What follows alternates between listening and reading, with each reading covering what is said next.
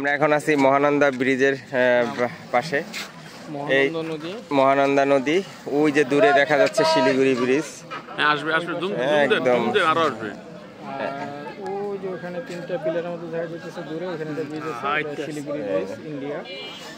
একদম অসাধারণ এই ভিউ, কিন্তু মানে চমৎকার একটা ভিউ। সূর্য অস্ত যাচ্ছে, এর আগে আগে আমরা এই ব্রিজটা দেখতে পেলাম।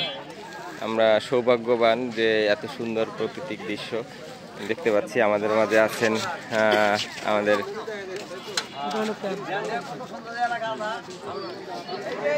ওরে আল্লাহ, এদিকে ছবি চলে আসছে অনেক বড়। সাইফুল ভাই, আমাদের শরীফ ভাই, আমার ছোট ভাই আছে তৌসিফ, মাশাল্লাহ। এই যে আমিও আছি। এইখানেই পাথর উত্তোলন হয়। এই যে স্রোত বয়ে চলছে নদীর, এখন অতটা স্রোত নাই। বর্ষার সময় মনে হয় নদী এই পর্যন্ত উঠে, তখন আরো সুন্দর লাগে। বর্ষার সময় বেশি।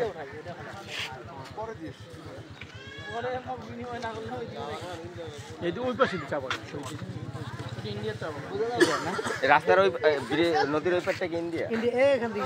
এইটাই ইন্ডিয়া, এইটা পুরাটা ইন্ডিয়া। ওই যে লোকজন, আমি এখন ভারতে। হ্যাঁ,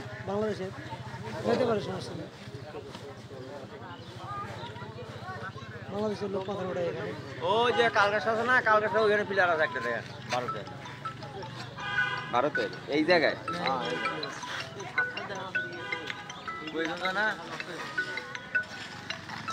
না কইতে তৈব না। হ্যাঁ, আর বুকা কম্বির মতো করে কাম না উনি যথেষ্ট। না না, উনি ভালো। উনি কি ভিডিও করতেছেন? কে জানি ডিস্টার্ব করতেছে এই সময়, মোবাইলে ডিস্টার্ব মানে ফোন দিতেছে।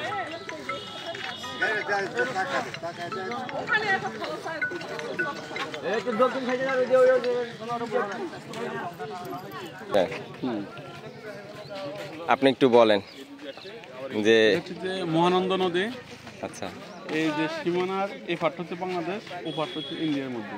আচ্ছা, ওই যে দূরের মধ্যে যে ব্রিজটা দেখা যাচ্ছে যে মহানন্দা ব্রিজ, এটা সম্পূর্ণ তত্ত্বাবধান ইন্ডিয়া থেকে করে, বাংলাদেশ থেকে যাওয়ার কোনো অপশন নাই। আর ওই পাঁচটা হচ্ছে ইন্ডিয়ার মধ্যে চা বাগান, সেটাও তারা নিয়ন্ত্রণ করে। আর যেটা শিলিগুড়ি বলে, যে শিলিগুড়ি ওটা হচ্ছে যে ব্রিজের ওই পাঁচটা হচ্ছে শিলিগুড়ি।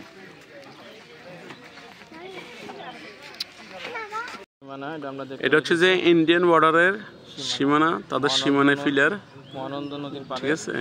আর ঠিক এদের সীমানা ফিলার, ওই যে দেখা যাচ্ছে তিনটা পিলার, এই যে ওইটা হলো শিলিগুড়ির ব্রিজ, ওটা ভারতের অংশ। আর এপাশে পানি প্রবাহমান অবস্থা খুবই নাজুক। দেখলে মনে হইতেছে যে এখানে ছোটোখাটো চরের মতো অবস্থা, কিছু কিছু জায়গায়